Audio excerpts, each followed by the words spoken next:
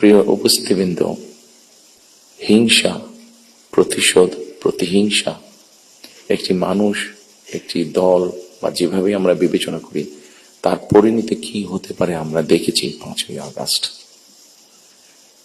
এবং আমি সেজন্যই সকলকে অনুরোধ করব, দলমত নির্বিশেষে আমাদের মধ্যে মত পার্থক্য থাকবে, কিন্তু আমরা যদি চেষ্টা করি তাহলে সেই মত পার্থক্যের মধ্যে রেখে আলোচনার মাধ্যমে সেটি অনেক সমস্যার সমাধান হয়তো আমরা বের করে আনতে সক্ষম হব।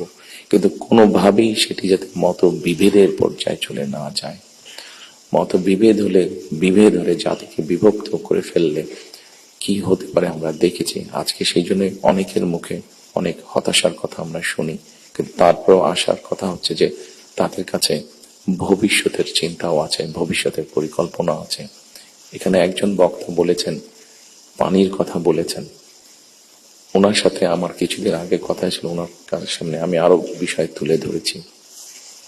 আমার দেশে ফিরে আসার পরে আমি যে কবার আমার বাইরে যাওয়ার একটু বেশি সুযোগ হয়েছে, আমি সাভারে গিয়েছিলাম, আরো কয়েকটি জায়গায় গিয়েছিলাম।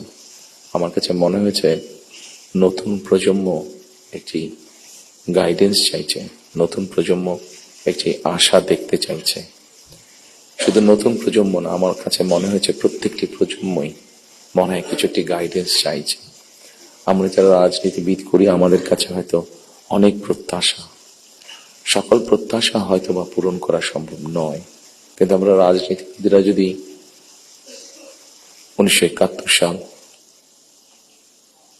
1990 সাল, 2004-এর 24 সালের 5ই আগস্ট এই সবগুলোকে আমাদের সামনে রেখে আমরা যদি দেশের স্বাধীনতা, দেশের সার্বভৌমত্বের জন্য কাজ করি, তাহলে নিশ্চয়ই আমার কাছে মনে হয় একজন রাজনৈতিক কর্মী হিসাবে আমি দৃঢ়ভাবে বিশ্বাস করি আমরা জাতিকে একটি সঠিক ডাইরেকশনে নিয়ে যেতে সক্ষম হব।